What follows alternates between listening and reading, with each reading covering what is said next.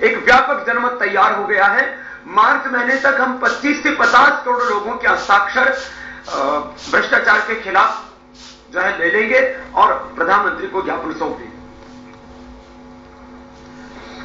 माननीय प्रधानमंत्री जी का जब कल बयान मैंने सुना तो मन में संतोष भी हुआ और दुख भी हुआ।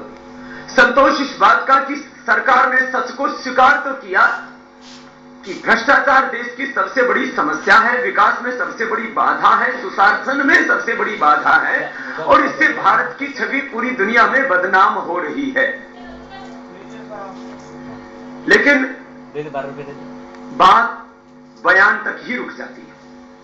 सबसे बड़ी बाधा है, विकास में सबसे बड़ी समस्या है, सुशासन में सबसे बड़ी समस्या भ्रष्टाचार है, करप्शन है, ब्लैक मनी है।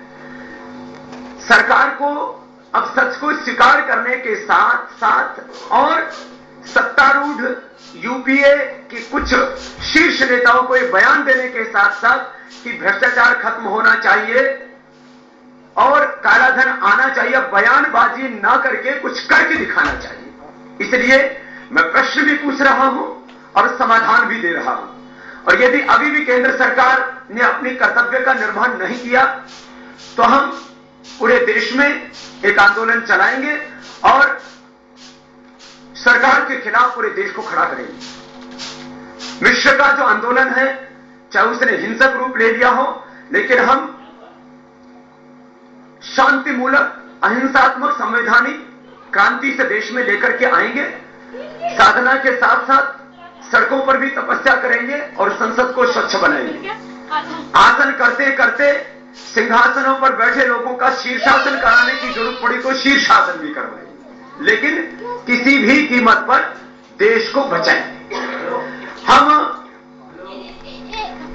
केंद्र सरकार से, आप मीडिया के भाइयों के माध्यम से आज 7 प्रश्न पूछ रहे हैं बड़ी गंभीरता के साथ।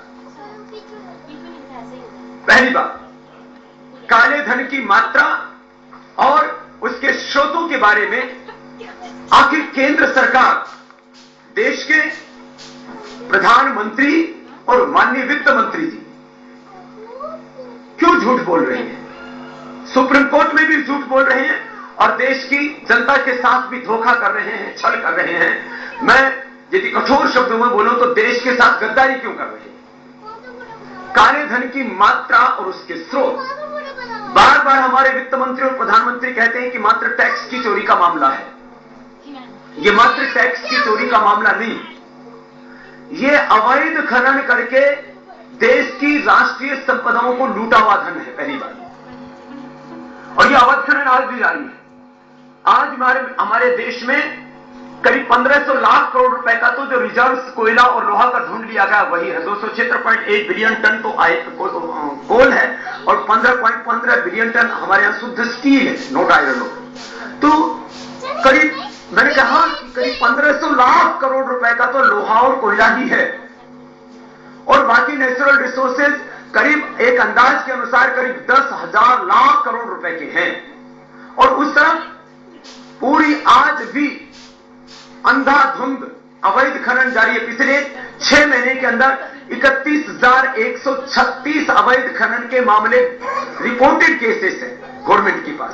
करीब यदि 200 लोगों को वैध माइनिंग की, लीगल माइनिंग की अनुमति है तो करीब 1 लाख लोग इलीगल माइनिंग कर रहे हैं। पहली बात, ये इलीगल माइनिंग का पैसा राष्ट्रीय संपदाओं को लूट करके, देश के साथ धोखा और गद्दारी करके, चोरी करके जमा कराया हुआ पैसा है। ये टैक्स की चोरी नहीं है, विशुद्ध रूप से राष्ट्रीय संपदाओं की लूट है, जिसको सुप्रीम कोर्ट ने भी माना है। मैं इस मामले में एक बात कहना चाहूंगा, आज विधायिका कार्यपालिका के ऊपर गंभीर प्रश्न चिन्ह लग रहे हैं। कम से कम सुप्रीम कोर्ट के माननीय न्यायाधीश महोदय कापड़िया जी ने इतना बढ़िया काम किया है कि कम से कम बेईमानों के नाक में नकेल डालने के लिए एक जगह विश्वास बचा हुआ भी है। दूसरी बात, ये धन मैंने कहा मात्र टैक्स की चोरी का पैसा नहीं है, ये राष्ट्रीय संपदाओं की लूट है। दूसरा, ये गरीब बच्चों की पढ़ाई का, गरीब लोगों की दवाई का और उनके अनाज का पैसा, देश के विकास का पैसा लूटा गया है।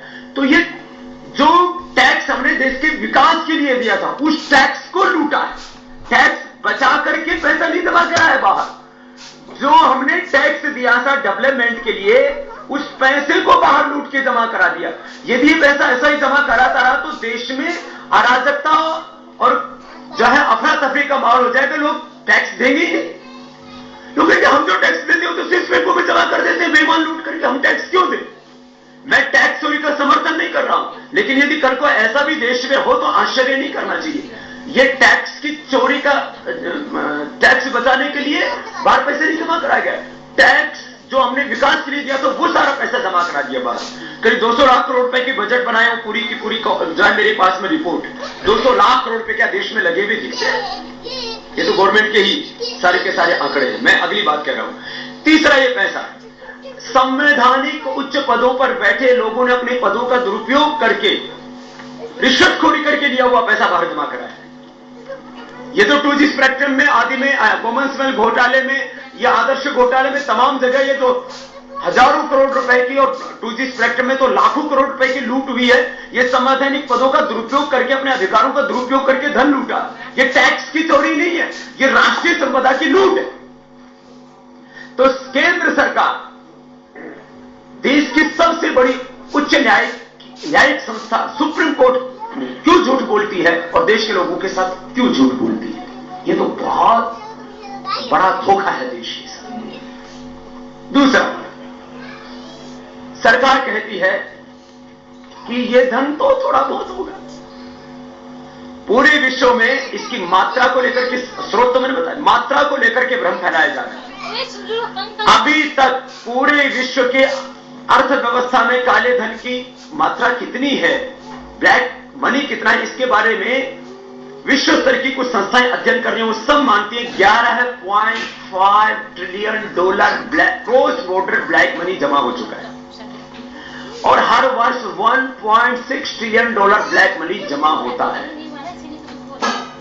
और ये भी विश्व स्तर की सभी संस्थाएं मानती हैं कि इसमें आधे से ज्यादा पैसा विकासशील देशों का है। और विकासशील देशों में तो हमसे ज्यादा विकासशील देश कौन सा है?